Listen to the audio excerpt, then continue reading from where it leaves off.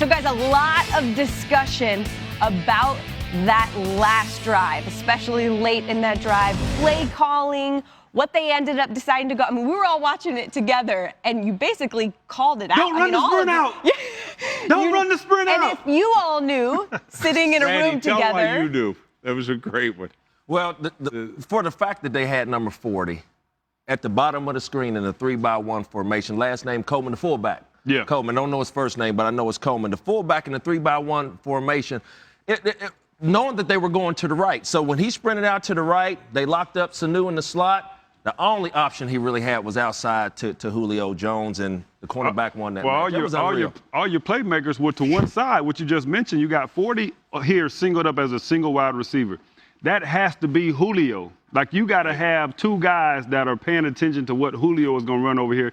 Then maybe you can run the sprint out to the other side. But when I just yelled out sprint out, this is what 3 or 4 people, when we were watching the game last night, I know you were one of them, yelling sprint out. If you're watching this game right now and you saw that formation, you were yelling the same thing, man. Everybody. Sprint out is coming. Everybody was prepared for it, man. Right, you can't make that call right there, and you can't have 40 and not Julio as the single receiver on the weak side. I actually don't have a huge problem with the play call on 4th down, even though the Eagles knew it was coming. We all knew it was coming. My biggest problem is on 1st down. 1st down, you should have won the game. If you're the Atlanta Falcons, you've got Matt Ryan, last year's MVP, Julio Jones, the best wide receiver in football, on Darby, who's a much shorter DB. This is one-on-one coverage. Jim Schwartz gave you an opportunity to win this game.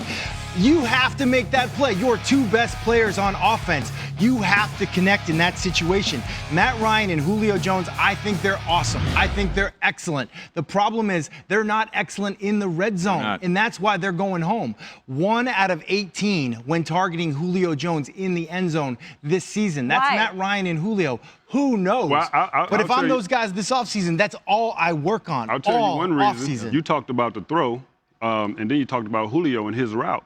Julio has to attack that man right down the middle and put pressure on him as a receiver. He ran directly to the end zone, didn't leave himself any room from on the side of the field, and then the throw carries him out of bounds. He wasn't going to come down with the ball in bounds anyway.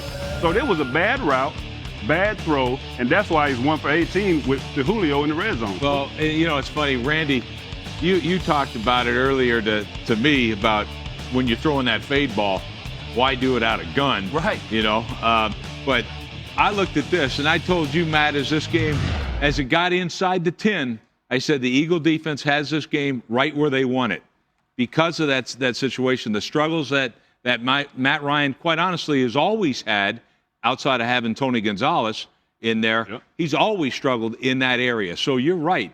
If Atlanta's going to get better, offensively, they got to find a way to get better in the red zone, and they got to fix it. Well, don't worry about Julio. I'm going to come to your defense. Hey, that was all Matt Ryan. The man that was in the shotgun ran his route out of bounds. Hitch. He took a hitch, then he threw the ball. If Colin Kaepernick would have stayed under center, I would have me a ring. Okay? You don't win. You don't win all the way back. I got to come to you.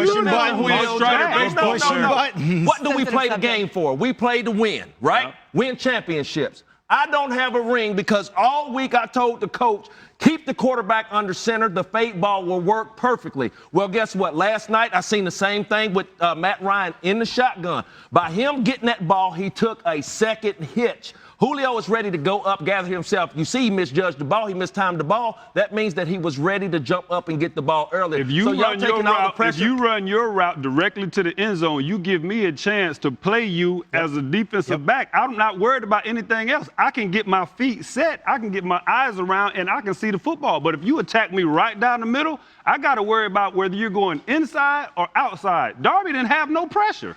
Julio was expecting the ball right at the goal line because if he wasn't, he would not have mistimed the ball, Charles. All I'm saying, if the quarterback would have been under center, the fade ball would have worked out a little better with the timing. Not with that route.